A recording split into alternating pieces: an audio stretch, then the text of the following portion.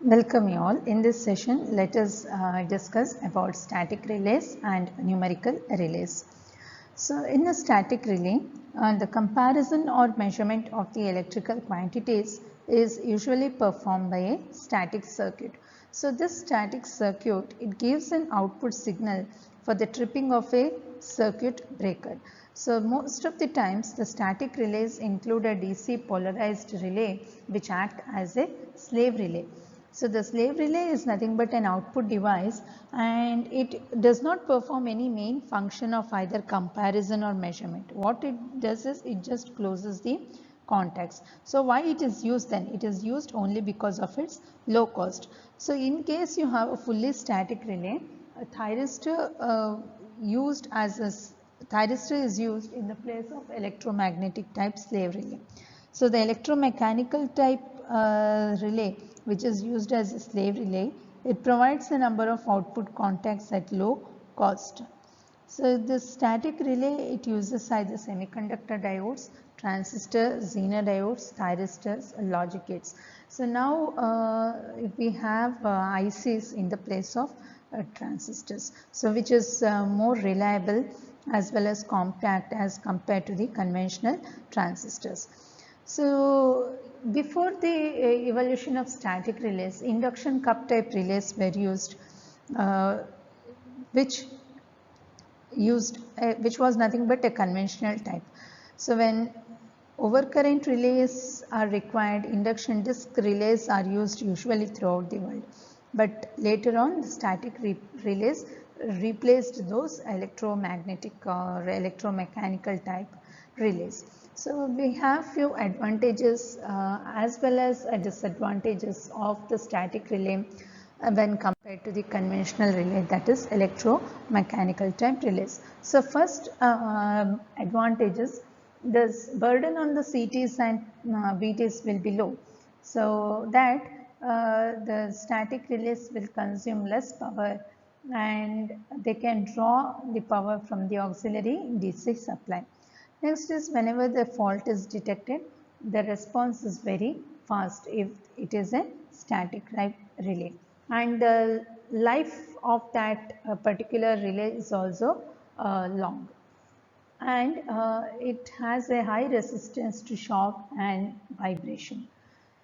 So, there is even though the relays operate very frequently, it is not going to deteriorate, and the size is compact, and since it is highly sensitive, the amplification can be provided very easily. Next is we can even use logic circuits for complex protective schemes. Next is demerits. Demerits is the static relay is very temperature sensitive. So, that means their characteristics vary with the variation in temperature. So, if we want to compensate for this temperature variation, we have to use thermistors, or we have to use some digital techniques for the measurement. Next thing is static relays are sensitive to the voltage transients. So, the semiconductor components might get damaged due to the voltage spikes.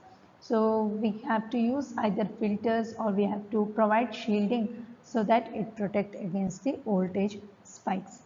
And the last demerit is the static relay, it needs an auxiliary power supply.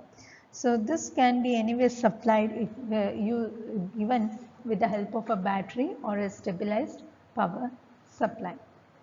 Next, coming to the numerical relays. So, numerical relay, as stated, see, we have a very much wide development in the area of VLSI and the computer hardware technology. That is, we have microprocessors, we have microcontrollers, we have DSPs, which are available at very low price. So, this particular processes can be used so that we can design a numerical relay. So the application to a power system protection is it is available in a compact size. It can operate very fast, it provides accurate results, and it is more flexible. So these numerical relays are based on the numerical or digital devices, that is microprocessor, microcontroller, DSPs, as I have already told you. This is due to the latest development in the area of power system protection.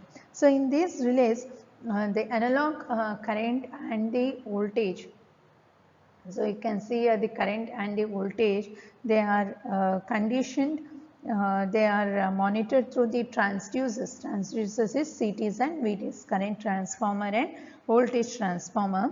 They are conditioned, they are sampled at specific intervals of time, and they are converted to digital form by using a converter. So these numerical relays, they have monitored the current and the voltage signals through the transducers. They have acquired the sequential samples of these AC quantities in the numerical form through the data acquisition system, and it processes the data numerically using an algorithm to calculate the fault discrimination and make the trip decision.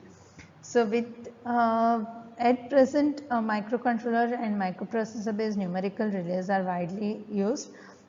So you will have the next numerical relaying which is based on the artificial neural networks as well as the fuzzy logic system. So the main features of the numerical relays are they are economical, they are compact, they are flexible, they are reliable, they are self-controlling and self-monitoring, and they have a self-checking capability. So if we see here, the main features of the numerical relays are economy, compactness, flexibility. So this, if you see, this is a schematic of a numerical relay. The levels of the voltage and the current are being monitored by the CTs and VTs, and the output of the CTs and VTs, that is the transducer, is applied to a signal conditioner which brings the real world signals into digitizer. So the signal conditioner electrically isolates the relay from the power system. It reduces the level of the input voltage. It converts it into equivalent voltage and remove high frequency components from the signals using analog filters. So the output of the signal conditioner are applied to the analog interface, which includes samples and hold circuits and multiplexer and ADC. So these components sample the reduced level signals and convert their analog levels to equivalent numbers that are stored in the memory for processing. So if we compare the electromechanical relays and numerical relays, size of the electromechanical relay is bigger as compared to numerical relays, whereas the characteristic features of electromechanical relay are fixed, whereas numerical relay we can vary. In the case of electromechanical relay, flexibility, communication, self-supervision and adaptability is not possible, whereas in the case of numerical relays it is possible. Next is accuracy. Accuracy is also very good in the case of numerical relay as compared to the electromechanical type relays. Then what is the speed of operation? Speed of operation is numerical relays respond faster compared to that of the electromechanical type relays. So even in the case of maintenance, maintenance in the case of electromechanical type relay is very difficult as compared to that of the numerical relay. And safety of the personnel is also not adequate in the case of electromechanical type relays, whereas here it is whereas in the case of numerical relays it is good. So these are the comparison between the electromechanical type relays and the numerical relays.